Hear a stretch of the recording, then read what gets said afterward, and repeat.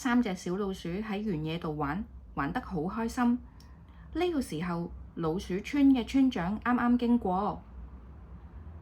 小朋友，聽住啊！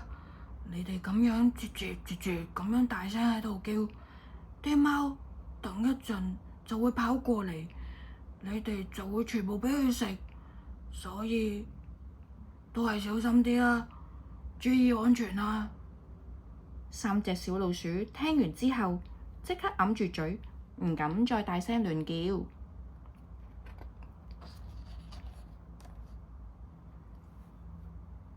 村長行開之後，3隻小老鼠就爬咗上棵大樹度。我哋就喺呢度靜靜地咁瞓個晏覺啦。就算係貓都揾唔到嚟呢度。不過我爸爸同我講過，俾貓發現咗之後嘅下場就係俾佢吞落肚，食到連骨都冇得整㗎。真係㗎？咁好得人驚喎！3隻小老鼠一邊傾偈，一邊開始瞓着。過咗唔知幾耐之後，佢哋慢慢瞓醒。就喺呢個時候，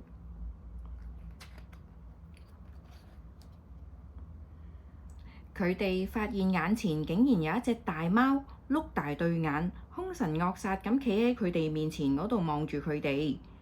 佢哋即刻節節咁大聲叫，嚇到腳都軟，喐都喐唔到。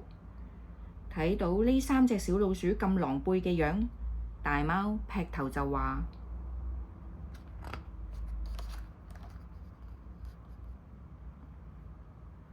你哋係邊個啊？3隻小老鼠好意外，即刻呆咗。於是大貓再好大聲咁問多次：你哋到底係邊個啊？3隻小老鼠嚇一大跳，全身僵硬，攬埋一嚿，喺度吱吱浸，召開秘密會議。喂，呢隻貓竟然唔知道我哋係老鼠啊！太好啦，係啦，佢一定係未見過老鼠。好，我有個好主意，聽我講。既然係咁，不如佢哋商量好之後，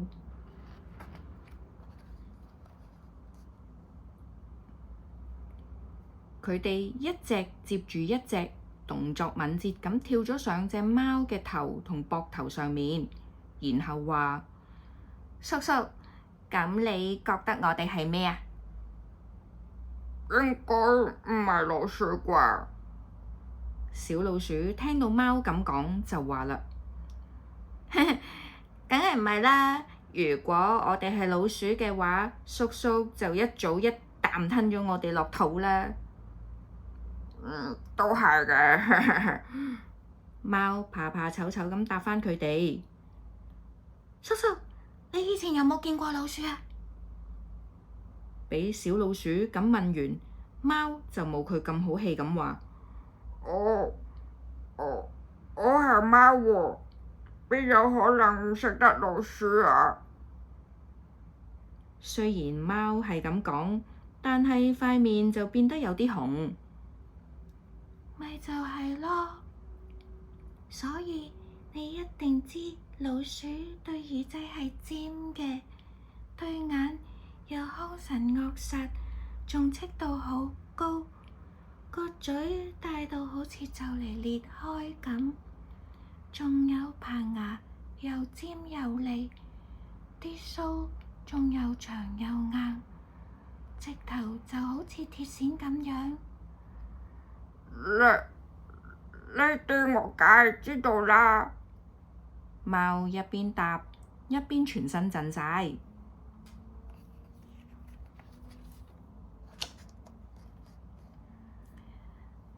咁叔叔，你一定知道老鼠係點樣叫㗎啦？知啊，係唔係係唔係係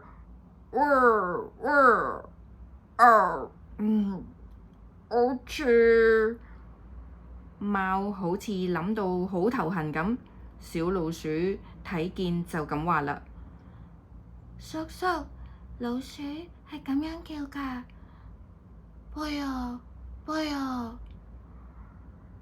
係啊係啊，啱啦啱啦，老鼠就係咁樣叫㗎啦，杯啊杯啊！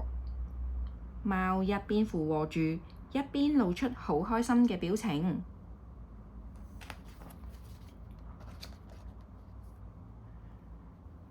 係啦，而家即刻同我一齊去摘好食嘅香蕉啦，算係用嚟報答你哋話畀我知老鼠嘅事。啊，唔係，其實係因為我覺得嗰邊嗰啲香蕉好好食。嚟啦，出發啦！唔理小老鼠願唔願意，貓已經捉咗佢哋上自己個背脊上面坐，然後載住佢哋向住香蕉樹嗰邊出發。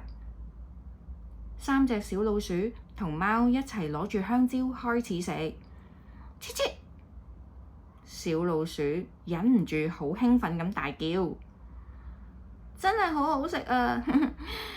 吱吱就係最鍾意咁嘅意思。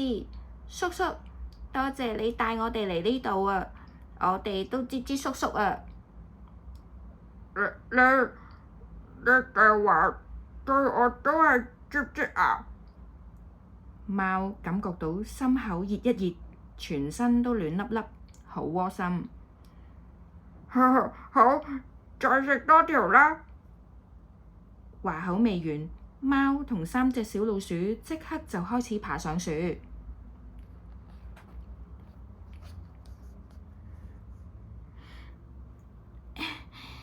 哎呀，差少少就得啦！正當小老鼠伸長手臂，準備將香蕉摘落嚟嘅時候，哇！貓即刻張開雙臂想救小老鼠，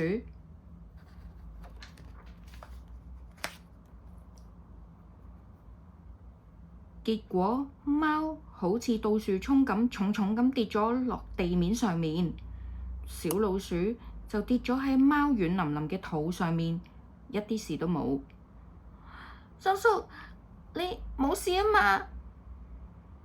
叔叔，叔叔，叔叔！貓喐都唔喐，3隻小老鼠一邊喊一邊大叫，睇下可唔可以叫醒貓。不過生得細粒嘅小老鼠實在無能為力，都係叫其他人過嚟幫手啦！一定要快啲揾人嚟救啊！啊，係啦，就用呢招啦！佢哋你眼望我眼，然後不約而同咁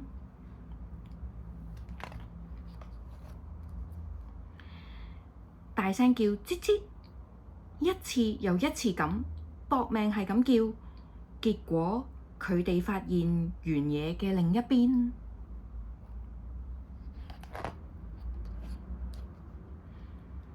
出現咗2隻貓，張開血盆大口，一邊流晒口水，一邊衝緊過嚟。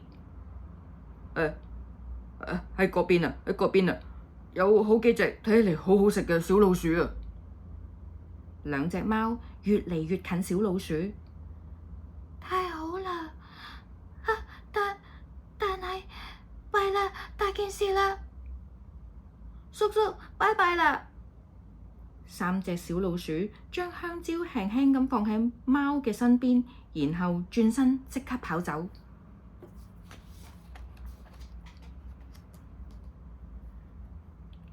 佢哋望都冇望過後面，一直向前跑。叔叔，我哋講咗大話呃你，真係對唔住啊！叔叔，你一定要快啲好返啊！香蕉真係好好食啊！佢哋一邊喊一邊不停咁跑。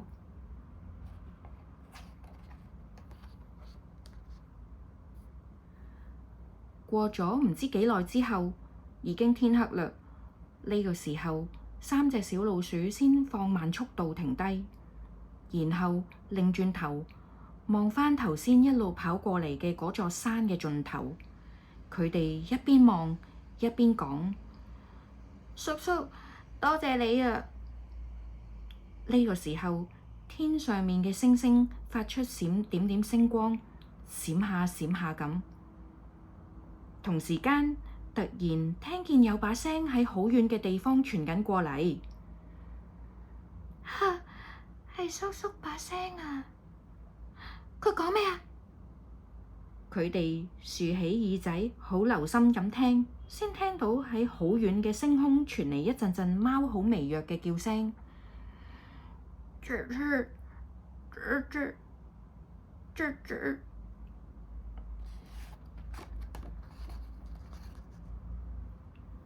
三隻小老鼠聽到啦，佢哋不約而同咁一齊叫：啜啜